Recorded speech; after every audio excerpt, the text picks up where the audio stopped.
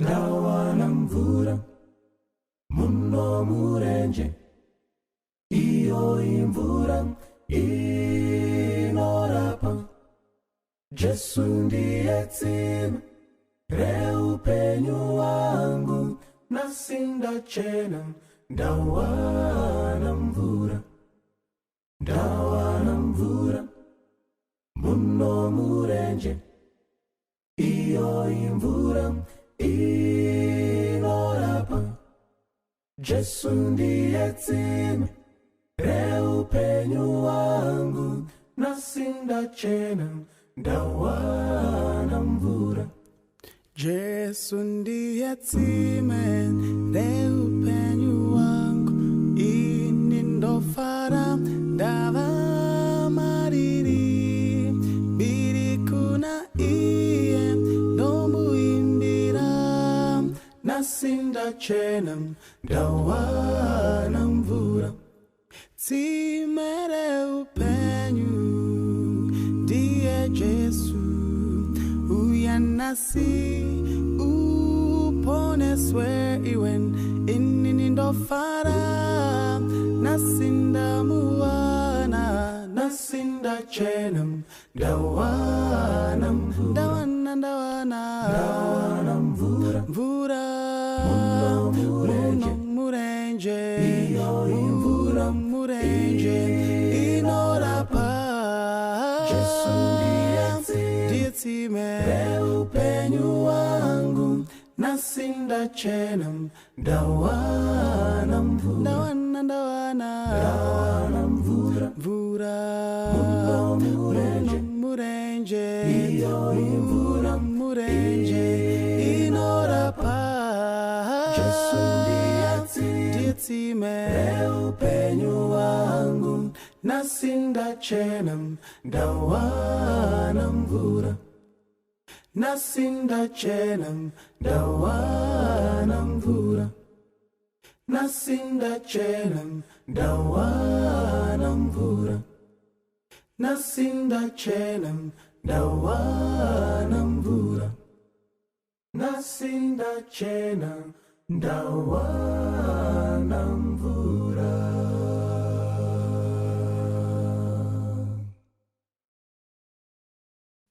Kwazwai vana vaMwari, tinoda kutenda Mwari wedu nekutisanganisa panguva ino.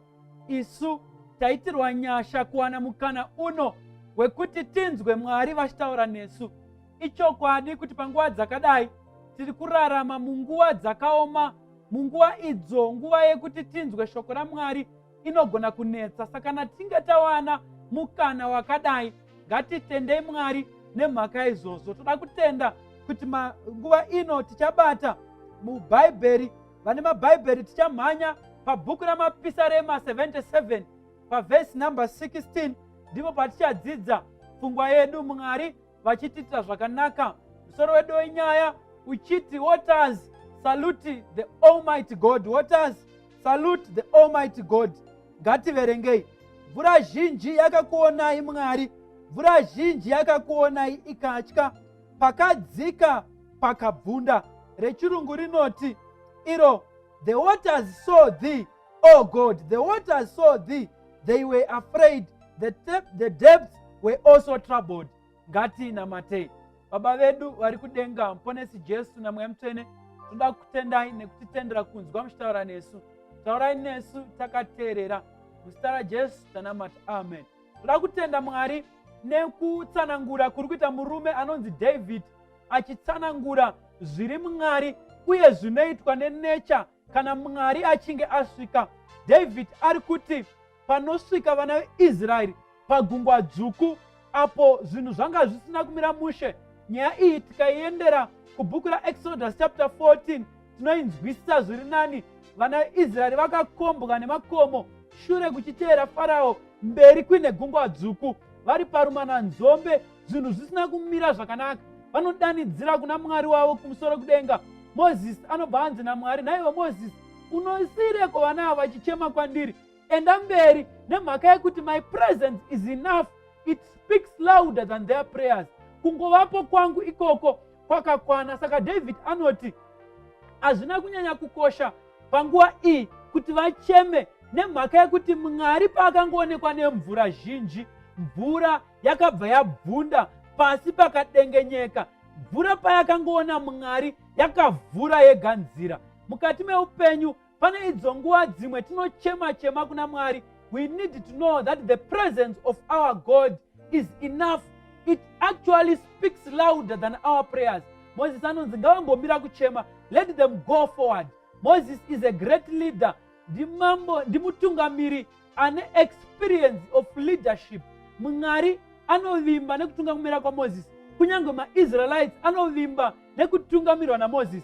Asi kunyange zvakadaro, in his experience Moses aisagona kuvhura gungwa. Kunyange aive netsvimbo yaizikanwa kuti yakamboita zvinhu zvikuru. Kusimudzwa kwayo pamusoro kwegungwa handiko kwakavhura gungwa. Chakavhura gungwa imhaka yekuti God was present. The waters were saluting their Almighty God.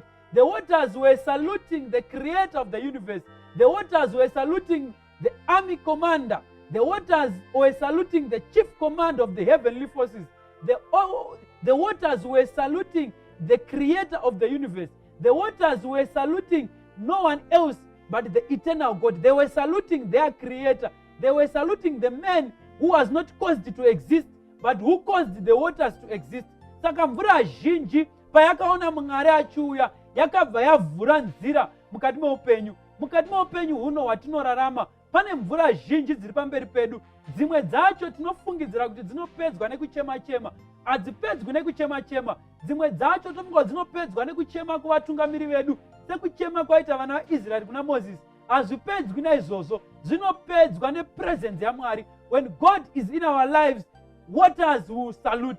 Mwari kana angori present muupenyu hwedu, the waters of life will salute. When the Israelites were seeing Moses, the waters were seeing their God. Vaizviziva vana veIsraeri kuti Moses anovimbika, asi mvura yaisaziva Moses. Mvura yaiziva kuti Mwari kana asvika hatina zvatingaite kunze kwekungovhura. Mukatarisa pfungwa iyi, Moses anoinzwisisa, ndosaka achichema nekufara achiti Mwari kana imi mukasaenda nesu hatindi. Mwari obva amupa assurance yekuti ndinoenda nemi. Moses obva afara. Kunyangwe aizviziva kuti anogona kutungamira, aizviziva kuti kutungamira kwake hakuna kukwana kuti gungwa rivhurike, hakuna kukwana kuti matambudziko anosangana nevana vaIsraeri agovhundutswa mukati meupenyu. Saka kunyangwe nesu vana vaMwari, when we have this God, the waters of life will salute. Tigopfuura nepakaoma, Mwari achitiitira zvakanaka. Tiye Mwari kauya anotaura nemurume anonzi Paul pana 1 Timothy chapter 1 verse 17 kuti now to the King, eternal, invisible, immortal, to him alone who is wise, may glory and honor be given unto him. Pauro anoti kuna Mwari woga anorarama nekusingapere, ngakuve nembiri, asingaoneki, isu hatimuoni, but zvenyika ino zvinotomuziva kana asvika. Musakangana kuti murume anonzi Legion, mushure mekunge aona Mwari achisvika, Jesu achisvika, madhimoni anotanga kungorotomoka ega. Why? Because the God, the creator, had come. Kunyange nemadhimoni anozviziva kuti kana Mwari vasvika, they tremble. Saka nesuwo kana tine presence yaMwari muupenyu hwedu, though he is not visible, sekutaura kunoita Pauro, but he is still our God. Kunyange asingaonekwi, but his presence will pilot us to heaven. His presence will pilot us kupfuura nemumatambudziko akaomarara. Saka kungowana Mwari ikoko badzi kwakakwana. Ndiye Mwari anotaurwa naDaniel chapter 7 pana 9 achibuditsa kuti ndi ancient of days, mukuru, mutana wemazera, kuchena bvudzi, hakusi kuchembera. Mukabvunza murume anonzi Solomoni, anokudzai kuchena bvudzi, kuzara nenjere. Ndi Mwari azere newisdom. He is the God who created me, who created you. Kunyange mukati meupenyu tine matambudziko ari kuda wisdom. Just his presence will provide enough wisdom to pave way for us to go through. Mwari haana kuvhura nzira nemhaka yekuti vana veIsraeri vanga vakarurama, but akavhura nzira nemhaka yekuti ndiye akanga ari present. Mvura haina kuvhura nzira nemhaka yekururama kwavana veIsraeri, but akavhurira nzira Mwari, vana veIsraeri vakapinda nemhaka yekuti Mwari akanga ari ugaro hwavo. Ndosaka mapisarema chapter 90 verse number 1, murume anonzi Moses achinyora anoti, Mwari makanga muri ugaro hwedu pamazuva ose. God, you were our shelter, you were our dwelling place in all ages. Saka Moses ari kuappreciate the presence of God. Ari kuti Mwari mamuri ndo mataigara. Tiri muna Mwari we were safe. Nemhaka yekuti your presence managed to usher us kuti tipfuure nepagungwa dzvuku. Saka zvinhu zvacho zvinoda kuti Mwari avepo. Zvinhu zvacho zvinoda kuti Soro Jena vavepo. Zvinhu zvacho zvinoda kuti mutana wemazera avepo. Zvinhu zvacho zvinoda iye akasika kuti avepo. Nekuti paanosvika kunyange zvaakasika zvinovhunduka. Ndinofarira imwe nyaya inotaurwa pana 1 Samuel chapter 7 paverse number 10. Vana veIsraeri vanga vashungurudzwa zvikuru vachinetswa nemaFiristia. So panoitika nyaya inoitika yekunamatwa kunoitwa ipapo. Samuel achitungamira semutungamiri anozviziva kuti kana Mwari vasipo hakuna chatogona kuita. So Samuel anotungamira vana veIsraeri pakunamatwa kwaMwari. Vari pakati pekunamata, Bhaibheri rinondiudza kuti pavakangonoungana maFiristia akazvinzwa akabva aswedera pedyo, nekuti vaizviziva kuti vana veIsraeri kana vangounganira Mwari uyu, this Almighty God anotaurwa neBhaibheri kuti Mwari uyu haana chinhu chaanokonewa. Kana vakangoungana chete in the name of God, zvinhu zvese hazvimiri zvakanaka. So maFiristia anozama kusvika, but pavakaita era ndepekuti vanosvika Samuel achipirisa. Zvinonzi neBhaibheri pana 1 Samuel chapter 7 paverse number 10, pavanosvika Mwari anoita thunder with a loud thunder. Zvikanzi Mwari vakatinhira nekutinhira kukuru. Musakanganwe kuti Mwari even kudenga, tikadzidza bhuku razvakazarurwa rinotaura kuti kudenga pamberi pechigaro chaMwari panongori kutinhira kuripo. Kunyange Mwari achaita maplugs munzvimbo yeEgypt, dzimwe nguva Mozisi angosimudza tsvimbo, kutinhira kwovapo, chivhura mabwe chobva chadonha. Asi apa Mwari havana kuti ndaakutuma kutinhira, kana kuti Mozisi simudza tsvimbo, Samuel simudza ita zvakadai kuti kutinhira kuuye. Mwari vanoburuka vega votinhira ivo mbune nemhaka yekuti vana vavo vanga vashungurudzwa. So his presence, akaona kuti vana vake vashungurudzwa, when he is present anogona kugundisa even vaFiristia. Bhaibheri rinondiudza kuti paakaita thunder atinhira Mwari, vaFiristia vakaita confusion isina kumira zvakanaka. Mwari haadi kushungurudzwa kwevana vake when he is present in our lives. Even vaFiristia vanotinetsa vanotiza nekumanya kukuru. Vakaonerwa vana veIsraeri vakatozoita vekudzingirira nemhaka yekuti Mwari akanga atinhira. When he is present in our lives, he will thunder, and he will not just thunder, he will thunder with a loud voice. I imagine Mwari achinzi he thundered with a loud voice, because the thundering of God alone is enough. Kungonzi Mwari thundered is enough. Asi Bhaibheri rinoti he thundered with a loud voice. Bhaibheri rinobuditsa zvekare pfungwa yekuti paakaita thunder maFiristia akaita confusion.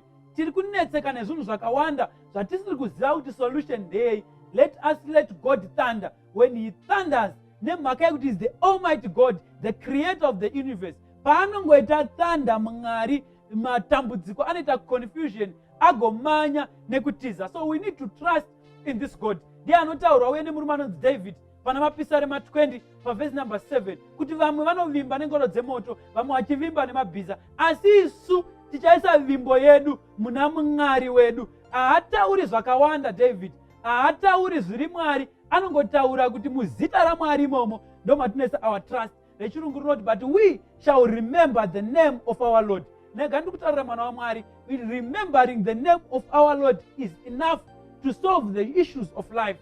Pane dzimwe nguva idzo tinofungidzira kuti we are saved by things that we have.